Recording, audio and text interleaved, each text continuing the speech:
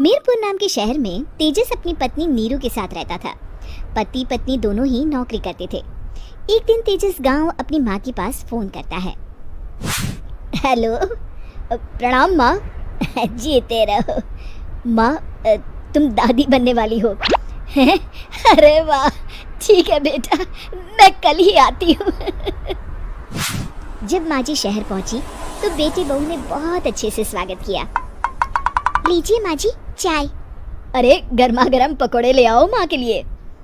नीरू रसोई में गई और 2 मिनट में ही पकोड़े ले आई। जी ये लीजिए। बहू जादू से बनाए हैं क्या?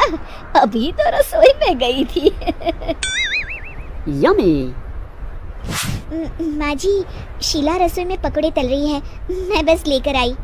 हे भगवान, मेरा धर्म भ्रष्ट कर दिया तूने। अब तो गंगा जल से शुद्धिकरण करना होगा।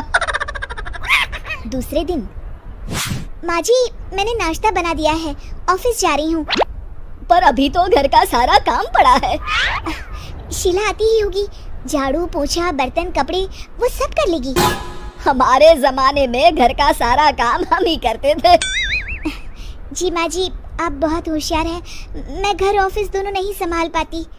तो जरूरत क्या है घर से बाहर जाकर चाकरी करने की? वैसे भी घर का काम खुद करने से घर में बरकत आती है, समझी? पर माँ जी। पर वर कुछ नहीं, इस महीने की पगार मिले फिर ऑफिस बंद है। हाँ। रात को नीरू तेजस से कहती है, सुनिए जी, माँ जी बोल रही थी कि मैं नौकरी छोड़ दूं। वैसे ठीक ही तो है, अभी तुम्हें आराम की जरूरत है। फिर भी आराम कहाँ, शीला को छुड़ाने के लिए बोल रही थी। तो अब 24 घंटे में इतना काम तो कर ही सकती हो।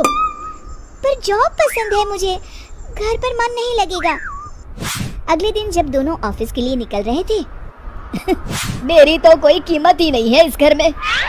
माँ जी आजकल महंगाई बहुत है, रहन सहन भी बदल गया है, दोनों नौकरी करते हैं तभी ठीक रहता है।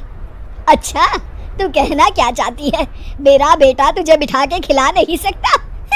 तू ही इस घर का खर्च चला रही है, हैं? नहीं माँ जी, मेरा वो मतलब नहीं था। मतलब खूब समझती हूँ, ये बाल धूप में सफेद नहीं किए मैंने। हाँ। अब तो ये रोज का काम हो गया था। तेजस भी रोज की झिकझिक से परेशान हो गया था। एक दिन उसने कहा, नीरू वैसे भी तुम्हें मैटरनिटी लीव मिलने वाली है, तो अभी से ही छुट्टी ले लो। पर क्या, मेरी सैलरी अच्छी खासी है। आखिर नीरू ने रिजाइन कर दिया।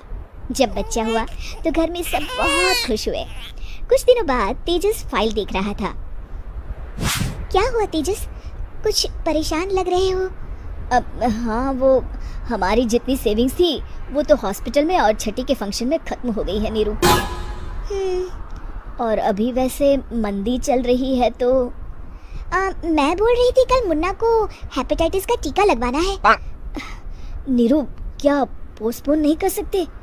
नहीं जी, बिल्कुल नहीं। अब तेजस को समझ में आ रहा था कि उससे गलती हुई है। पैसों की कमी का असर घर के माहौल पर भी पड़ रहा था। अगले दिन, बेटा मेरा चश्मा और ये दवाइयाँ ले आना, पर्चा देते हुए माँ जी ने कहा। जी। तेजस, मुन्ना के लिए दूध का डिब्बा और डायपर भी ले आना, और ये किराने के सामान की लिस्ट है, इसे भी लाना है। तेजस गुस्से में लिस्ट मरोड़कर फेंकता है और चिल्लाता है, पैसे क्या पेड़ पर उगते हैं? ये ले आना, वो ले आना। अरे पर ये जरूरत का सामान ही है। वो गुस्से में बिना कुछ कहे ऑफिस चला गया।